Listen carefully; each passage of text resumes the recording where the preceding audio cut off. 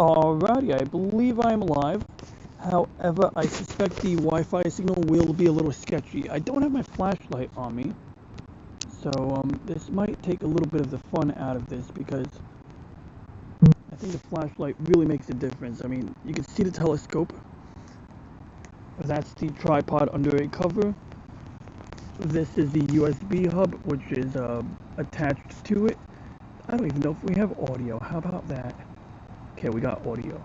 So anyway, what we're gonna do is, I already checked it out, and it's gonna be impossible to see, so I'm gonna try rotating the screen, and we'll take advantage of the bright light from the LED. There we go. So that's our polar alignment camera, and I'm not gonna be polar aligning tonight because this camera looks at the North Star, and then based on the position of the North Star, I have to adjust these knobs, like this black knob you see down here in the middle.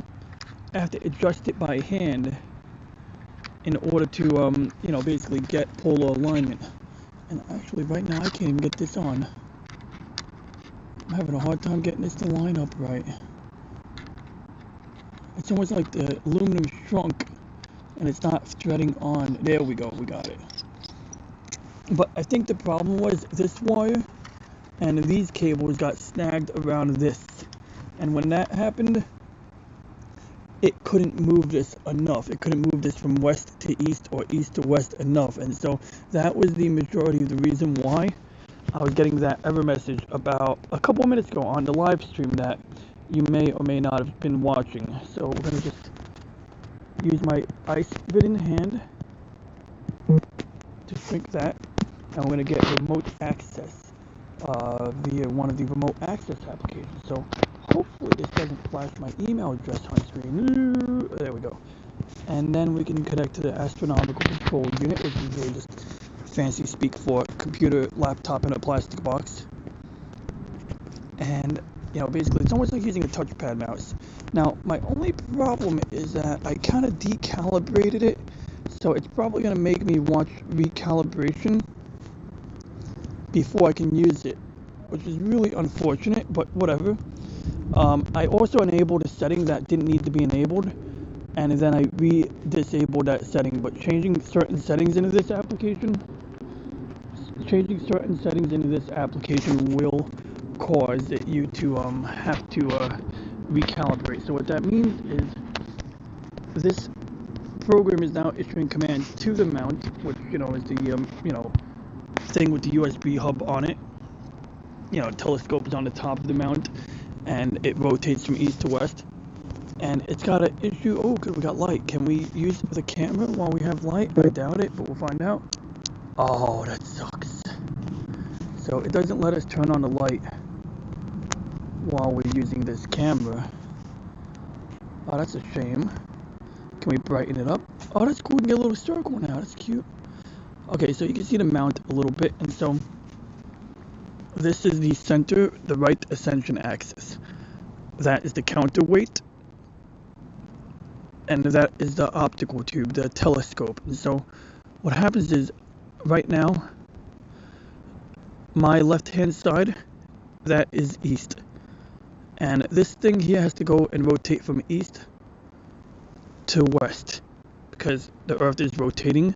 The sun rises from the east, sets in the west, and every star does the same thing. So if you want to track a star, this mount has to continually move at the same speed as the Earth is rotating. So it's actually moving, I guess, in the opposite direction of the Earth, but it's moving in the same direction as all of the stars. And of course, the stars are not moving, but it's following the apparent motion, and that applies to the moon. So if I was not using that automatic tracking, the moon would do this.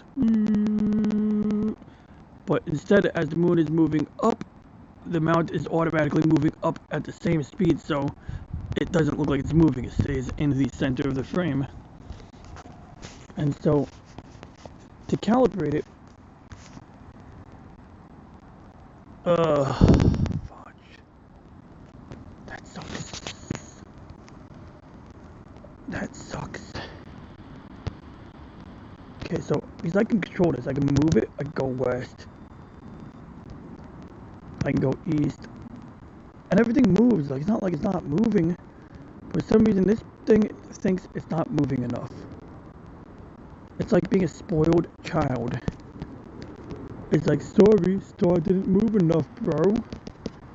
And if we crank up the gain, we can verify that. I'm not looking at the comet. I think the comet is the fuzzy guy there. A little hard to see what we're doing here, huh? So, anyway, I'm trying to avoid accidentally clicking on the comet, you know? I'm trying to do... And just so you all know, I can't read the chat right now, so I apologize if anybody is leaving me a message that I can't read until later, but I want to thank anybody who is watching.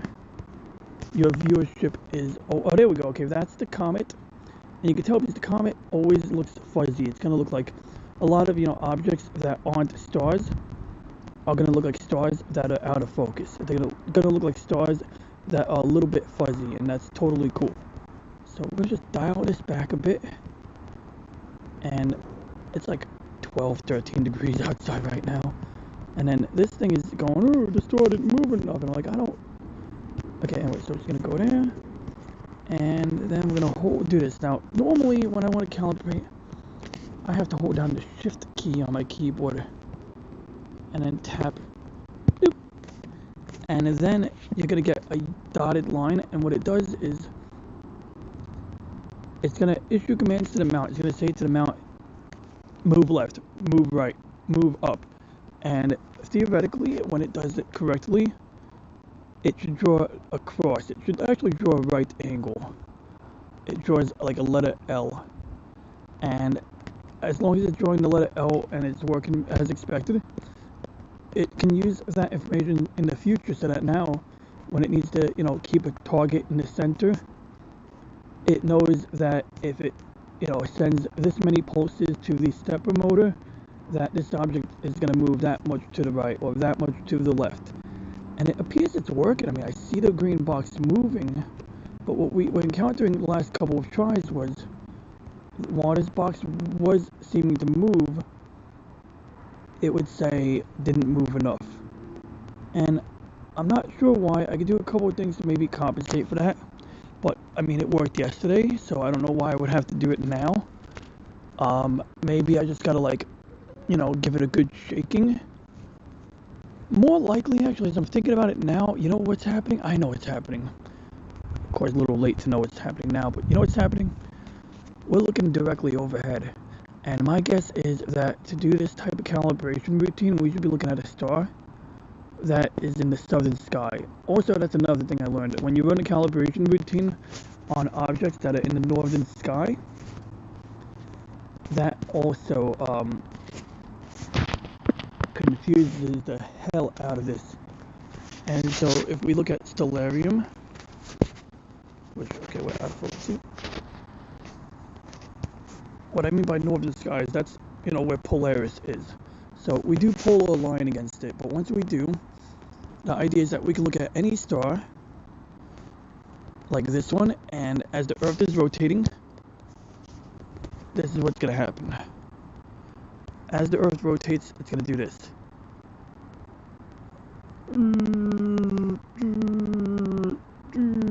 And that's all good and dandy. If this mount rotates on this axis alone, if this part rotates from east to west on its own, then it'll have no problem following this motion. And this is what it looks like in the northern sky, but in the southern sky it might look a little different. Problem is, usually if you're not polar aligned just right, it won't move in these nice circles. So you got the blue lines where you have the circles, and that star is supposed to move in the same arc as that circle. But if it starts going diagonally against that line, it's not going in the same direction as that, blue circular line. Oh, cool, a Starlink satellite. If we click on it, we might be able to see what it says. Yep, Starlink 2178. So, of course, these objects are going totally against the grid, so not really helpful for illustrating my point, but fun little novelty there. So, anyway, if that happens, the auto-guiding will compensate. Or if, let's say, my scope is rotating faster than the Earth is rotating, the auto guiding will compensate. But in the northern sky, everything moves in a tight circle, whereas in the southern sky, in fact, wait, that's the northern sky. I think I had it upside down. Well, so it moves like a clock almost. See, like that circle in the middle there? That's literally like everything would be back where it started in 24 hours. So from here, 24 hours from now, everything would basically be roughly where it started. And then that's the south side of my land, and you can see how like that looks like. See, that's the equatorial plane. So the red grid is like an imaginary dome over our head, and the blue grid is like an imaginary spherical grid around the Earth. And we call that the equatorial grid. And so if I want to do calibration, if I get that error message again, my best bet is to pick a star on this part of the sky, because it'll have an easier time like following that blue line in the middle of our screen. And if, let's say, something goes a little bit diagonal or a little bit to another angle, that's cool. It'll deal with it. It'll account for it. But in the northern sky, it just, the star didn't move enough, and that's why. So we're going to go ahead and we're going to slew to our southern sky. So now this is the same application. In fact, I think I can link the application. So this program is super cool because there's a button that we can't see in the top left corner right now. There it is. And you go to settings, you go to one of these options here, like I think you go to, if I can even hit it, oh my god, my hands are freezing.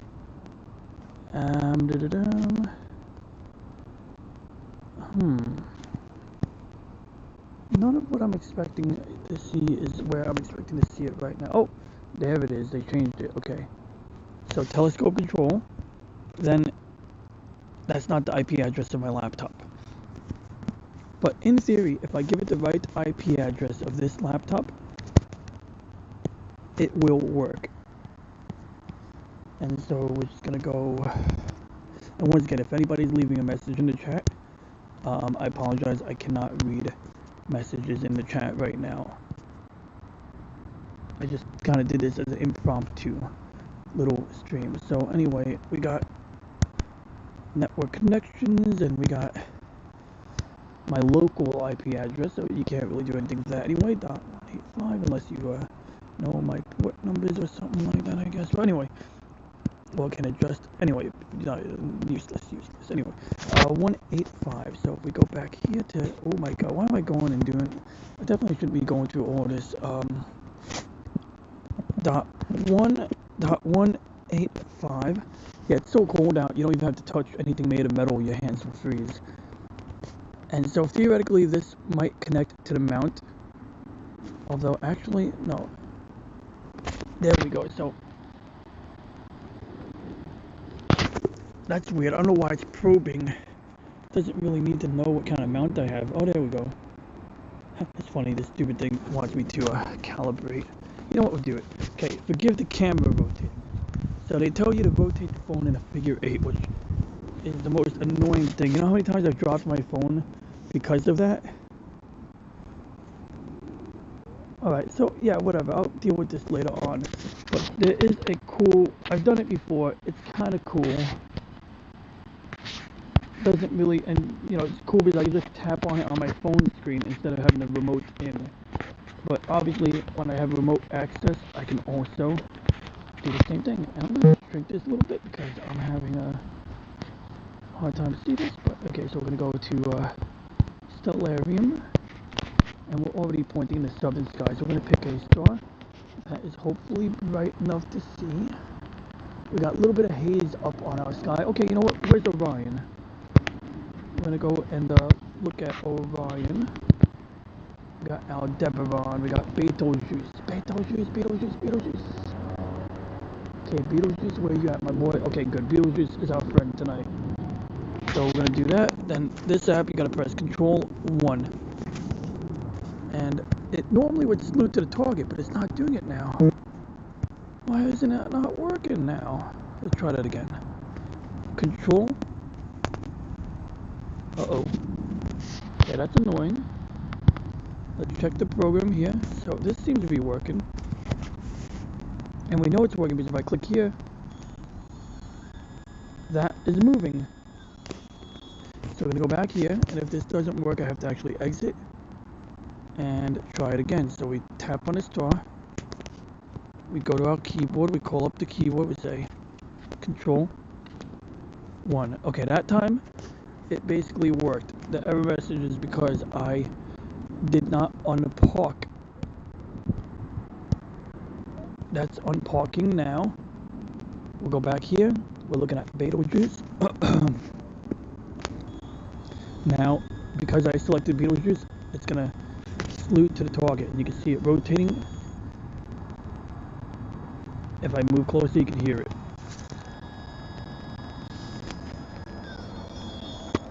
Alright, we're now looking at Beetlejuice. So now, same routine, we're gonna shrink this if I can get my touch screen to activate this button. This program is pretty decent. This is X Recorder. I think it's still called that, but it can be a little tricky sometimes. Alrighty, now what I like to do is hit the west declination or west right ascension real quick. And what that does is if the gears are not like meshed together right, that'll force them to like line up. So now it doesn't have to be Beetlejuice. We can pick any star near Beetlejuice. And when I click here, it's gonna calibrate. And now this time it shouldn't say it's not moving enough because, well, that should move enough. In the meantime, I could try and check if anybody on YouTube is watching me. And like I said, I have no idea. The only way I can check this is, I mean, there's probably another way to do this, but I'm gonna open up my own stream. Oh, EBN is on. Okay, nobody's watching. Good. Well, not good, but you know, that's what it looks like. Okay, it's in vertical mode. Yeah, I could rotate my screen. You know what? You can't like other people unless you love yourself. So there we go. It's always possible it's always possible that nobody is seeing this right now because sometimes when I do like live streams, YouTube is like, oh, you gotta say is it for kids or not. And if you don't say it's for kids or not for kids, it won't let people go to it, or at least I don't know, you can't, use the chat. Yeah, so basically we can't see it moving on in person. If I go real close to it, I could probably hear the motors working, but you can already see like that this box here is moving off the cross, and so this time it's not going to give me that error message, but I have a feeling it's not going to have an easy time tracking the comet because of the fact that the comet is what you would call, oh, Floor of Under Rock is on. But yeah, I have a feeling it's not.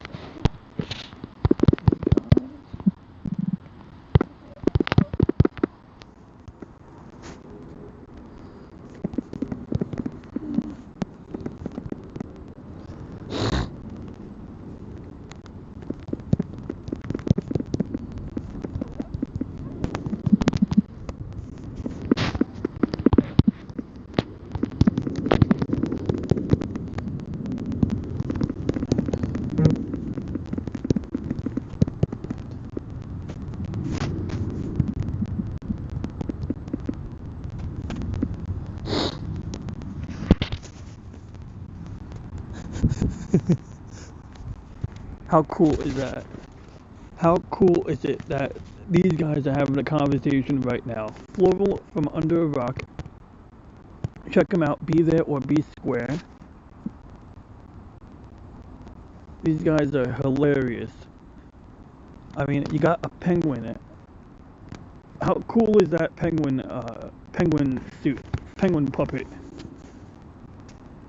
I mean, it's like a giant football, but it talks. And in this guy, he's just a troll. He's actually a troll. He's literally and figuratively a troll. Oh, and I found a button. I found a button on my screen to read the chat, I think. What is that? Oh, I see. If I get messages on the chat, they pop up on the bottom left corner. And just FYI, my face is starting to get numb. So I may, despite, not just the phone, but the microphone on the phone and my, okay. What the fuck? Gosh. My hand is fucking freezing off right now, and I gotta. Whew.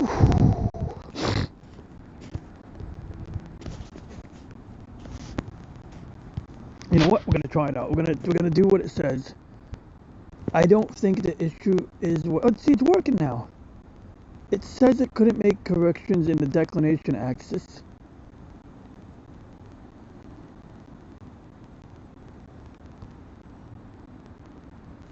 I don't understand. It's giving me the error message, but it's working perfectly good. It's working that's like good guiding right there. Like, look at that graph right there. Like, that is on the money good. So, maybe it's not working right, but it looks like it's working right. I mean, that looks pretty good. You know, I don't see any, like, motion blur. So, I don't know what the fudge it's talking about. Oh. Whew. I don't. Yeah, both is making fun of my message. That's funny.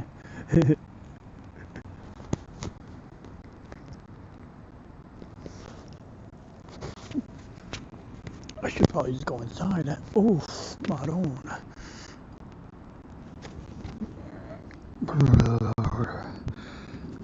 Oh, it's so fucking cold out here.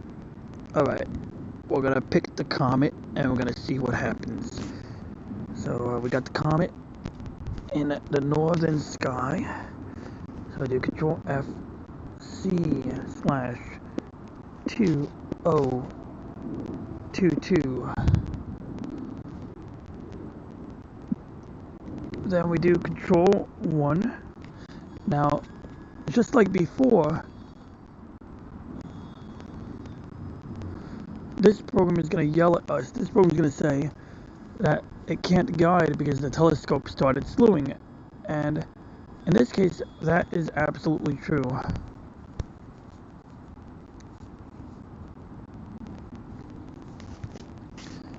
Alright, so,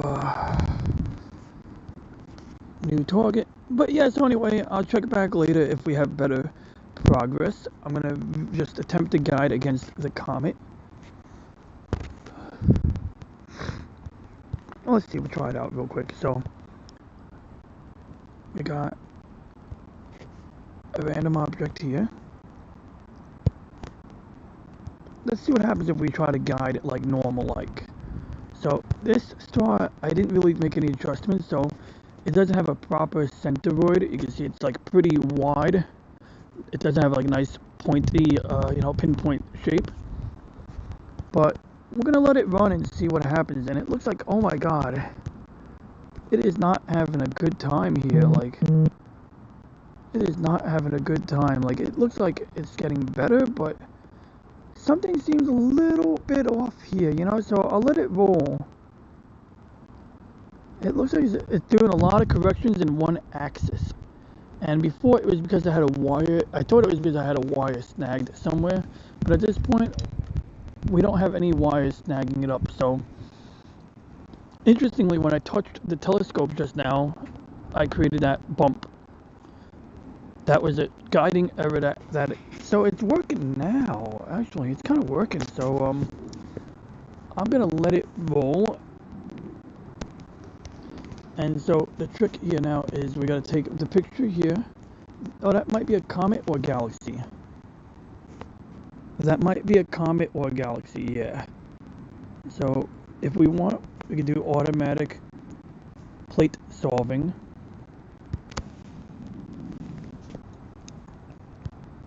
And basically we just have to do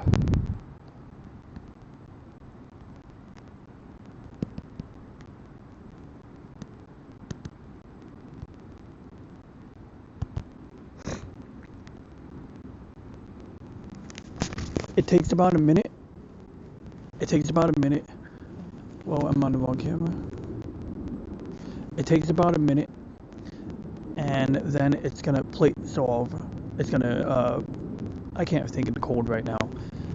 Basically, it's going to determine that it is not pointing at the target it thinks it's pointing at. Because right now, the software thinks I'm pointing at the comet. But in reality, the comet is way over there. And so this application is going to re-center the comet it's going to bring it here. And then at that point, I can, take pictures knowing it's in the center. But of course, the comet is moving in front of the stars. It's moving faster than all of those stars. And so when this gets aligned and we recenter it, we then are going to be faced with we're going to be faced with the challenge that hopefully this will work, that the auto guiding will work. If auto guiding doesn't work, I'll be at a loss. At that point, I will have to just have a couple ideas on my mind, but it will be a pain. Alright, so now this is going to recenter it, and that target reticle is going to move over.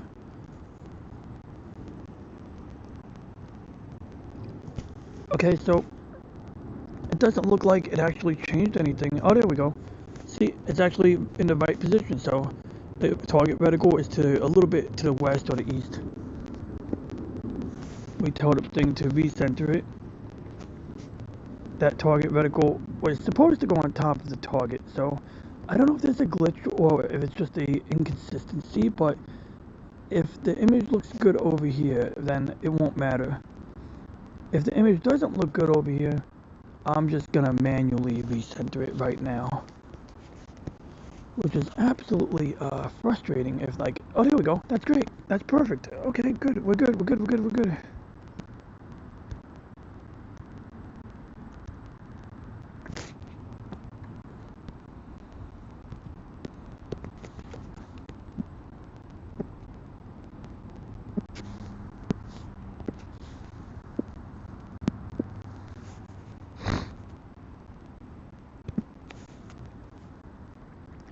And basically, we're going to tell the software to take new pictures under this file name. And we're going to tell this application to hopefully lock onto the comet. Can't see the comet? Well, hopefully we find it when we do this. I think yesterday I actually had short exposures.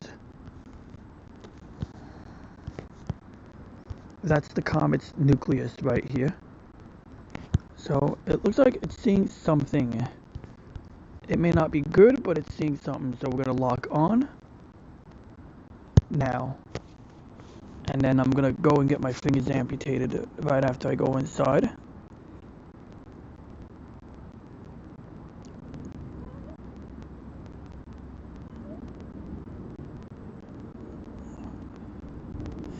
So yeah, like the beginning of that guiding graph is super questionable. But if this time it doesn't give me that error message that this is, moving too quickly or something like that, as long as it doesn't give me that error message, I can live with this. So, bottom line, we were successful. I think we were successful. I'm just going to let this run. Maybe I can mute my audio. I let you keep seeing this. Why not? Nah, you know what? I'm going to end this stream. So anyway, I want to thank anybody who watches this on the replay.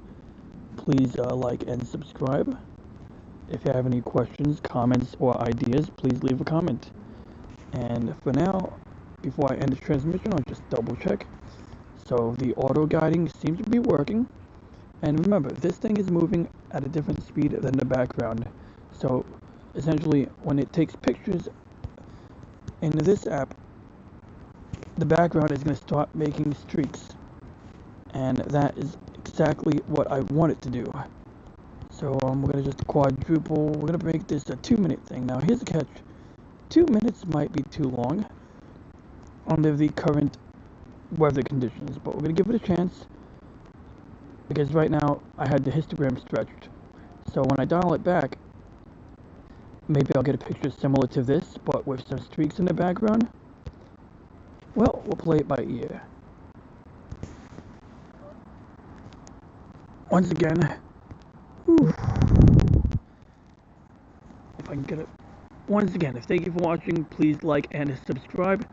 If you have any questions, comments, or ideas, please leave a comment. And for now, I shall end transmission.